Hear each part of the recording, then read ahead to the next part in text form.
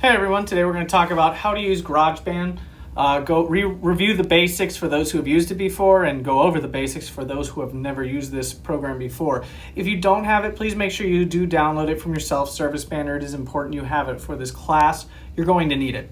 So when you open GarageBand, it might have some introduction pages. Just press continue through those and it's going to pop you right up to this page first. We're actually going to look up here in the top left. It says My Songs. If you click on that, it sends you back to basically your save folder of your song. So if you have any songs already made, I do not here, but if you did, they would show up here as little squares. You can rename them, share them, all that stuff. That's how you're gonna submit stuff, is from this page here. You can also hit browse in the bottom and you can see there's other locations. Maybe you can dump them in your iCloud, something like that. So just be aware that this is how you find those. If you want a new song, up here in the top right, you see the plus and you click that and it sends you back to this page. So here we have all kinds of squares. We're going to go over which each one does, which ones are going to use, which ones you don't need. The first thing, up here in the very top, you see live loops. We are not going to use this in this class. So you do not need to ever click on live loops. You do not need to be over here. That also goes with sound library. This is the same thing. So this is exactly the same as live loops. Actually, click on live loops. You can see right there it says sound library. So we're not using that one. Please don't go into that one. Don't use that one. Whenever we project that one, will be off limits. Okay. This is external. So if you had some sort of other device that can record or plug through GarageBand, this is how you would do it. We're not using that. We don't have access to that kind of thing. So don't worry about this one either. We come to the first one we actually are going to be using is the keyboard. Okay. So if I click on this, we open up. We can see the keyboard. It does all kinds of fun stuff. You can also do chords. If you click over here, that button gives us chord. Great for writing songs and stuff, making it easy to play chords and all that's good stuff. There's all kinds of other things to click on here. We're not going to. Now, if you want to jump back to the page we were just on, up in the top left, not the white paper button, but those three, that big square with the two little ones, if you click on that, you head back to this page. So be aware that's how you get back to this. There's also some other things the piano does. The smart piano is the chords. The Alchemy synth is what we were just doing. The sampler is really cool. If you record something and then put it through here, it's going to distort it and make it really fun. Neat thing to play with. Then we have the drums. Drums are pretty straightforward. You can literally, if you click acoustic drums, you're going to actually smack some drums. You can see here we have different drums. The beat sequencer is probably what you use most often. This is when you put stuff in and you press play. And it does all kinds of fun stuff for you, so you can do that as well. When you're in this, and this is for all of them, down here in the bottom left, you can see Modern 08. We can pick all kinds of different sounds. There's tons and tons of choices here. Oops, clicked the wrong one there. Head back over here. Amp, we're really not going to use this one as well. This is for plugging in an actual guitar or bass and playing it with this. So we're not using that one as well. Audio recorder, we're going to use this one a ton. You're generally just going to pick the voice one. If we are using an instrument, you can use an instrument, but the voice one will get you to here. There's two options, fun and studio. Okay, you might use both. You can get the same result with either. The fun one, you can add different sounds to your voice, to filters. You're going to use these when we're in our upcoming project here to make different noises. Studios, if you want clean sounds, you can kind of change different aspects. The big thing here on the left and right, we see in and out. In is for how much sound goes into your mic. It's important that it's at the right level. If you're seeing when it records, it's not doing it now because it's doing the screen recording, but when you're talking, it will have a little colored bar. If it's hitting red, it's too high. You have to pull this little thing down. If you pull it down too low, though, you're not going to hear yourself. Out is literally just the volume, how loud the sound will come out after you've recorded it. So just be aware of that in one. That's the one you really got to keep an eyeball out on, because if it's too high, it's going to be distorting. So if you hear distortion, which is that crackly sound in your recording, that is too high. If it seems like you can never hear you, then it's too low. So you have to find the right balance of those two things. Strings, similar to piano, you can do different stuff. Smart Strings plays cool chords, great for, again, making songs. Bass is the same thing. Now for this, say Smart Bass, you can actually have it autoplay. So if we turn this little dial here for autoplay, it will actually play different notes for you on its own. So just be aware that that feature is there. Great, again, for when you're making songs if you don't want to deal with that. Guitar, same exact thing. and our different world instruments.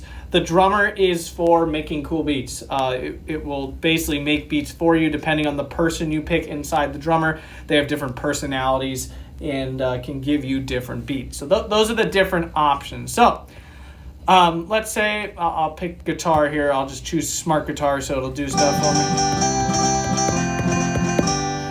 So we're here. Now in the top left, we talked about that 3 square button. To the right of that, we see these 3 lines basically. This is once you record, you have to record something or you have to have something selected. You'll see this is your actual editor page, okay? Now, when we want to add more down the bottom left, you press plus and it's going to add more tracks. That's how you add more tracks. That's how you do more stuff. Now, once I make a recording, which I can't do right now, but once I do, it shows up right in this line. You can see where the edit button's popping up as a colored bar, and it'll show you what you played. You can reduce that, you can cut it, you can split it, you can do all kinds of stuff. You just hold your finger down on it. To record, you press the red button in the middle at the top there to record on that instrument.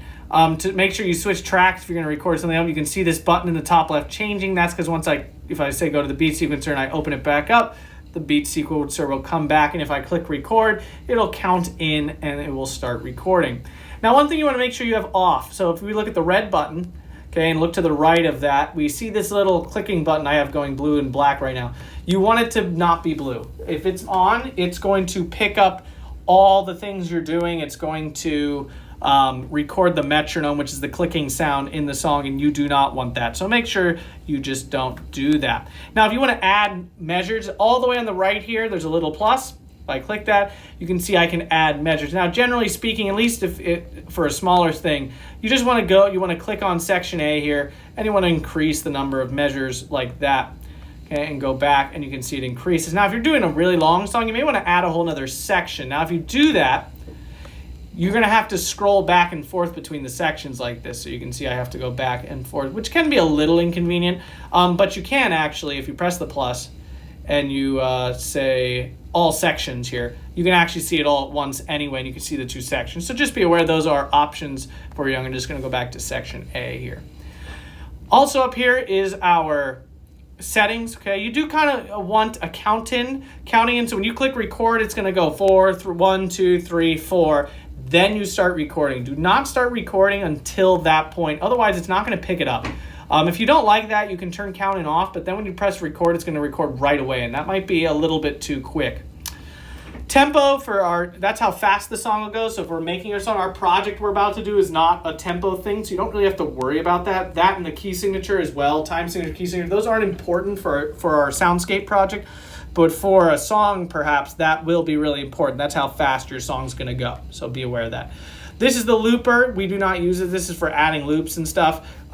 You can technically do this for songs later. But the loops kind of lock you into different things. So I don't suggest using those if at all possible. You can drag this little thing around. When you press record, whoops. We can stop that right there, sorry. When you press record, this play button turns to a stop button, and that's how you stop it. Okay. Also over here, if I drag my finger and pull out, we get these options over here. When you're making a new recording, make sure that this is off. So like if I'm making a guitar recording, make sure the other, if you're making a live recording with a mic, make sure that these other ones are off.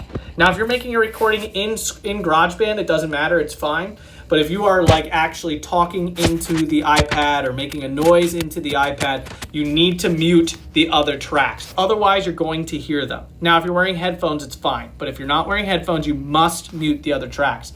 If you're just making tracks in GarageBand, you can leave them on. It's not a big deal. It won't record those. But again, if you're doing a live recording, so if you are we back up to here, to this. If you are in this right here, the audio recorder, if you're doing this, you must mute your other tracks. Otherwise, you're going to hear them in the recording and it's going to sound like poop. So make sure you turn those off. I can't say that enough. Everyone screws that up. Now, up here, we also have these 3 little buttons. These are important. They're going to help us out when you're mastering, you're changing the effects. You can see echo, reverb. These are good to add, good things to mess around with. You can see that if you go into it, it has it a little bit more specific. You can get different kinds of echo and stuff like that. This is how loud it is and all that kind of stuff. So if we get rid of that, and FX, we get some really cool effects that can change the way it sounds. So these are things to mess around with. They're not necessary, but you can see it makes weird noises depending on what I click. So just be aware those are there. So that's the gist of things, guys. The main things you're gonna have to know are recording, adding those measures with the plus button over here. Those things you're gonna need right away. And then the plus in the bottom left to add new instruments. So those are the basics. And remember, GarageBand saves automatically all the time. So when I press this and it backs me up to here, it's saved that automatically. So it is right there. I can hold this down now. I can rename it if I don't like that name, duplicate, all that kind of stuff. So just be aware. Those are the basics of GarageBand. Looking forward to having you guys working here. It's gonna be super fun. If you have any questions, let me know. Some things can be a little odd to work with, but for the most part, you can probably look a lot of it up on YouTube or Apple's website itself if you're having trouble with something. But otherwise, you can just let me know if you got any questions. For our soundscape, we're going to be using all kinds of different stuff. We're going to be recording. You're going to be adding. You can use different instruments and things in GarageBand, so you should get a good lay of the land. All right. Have a fantastic day. I'll see you guys at school.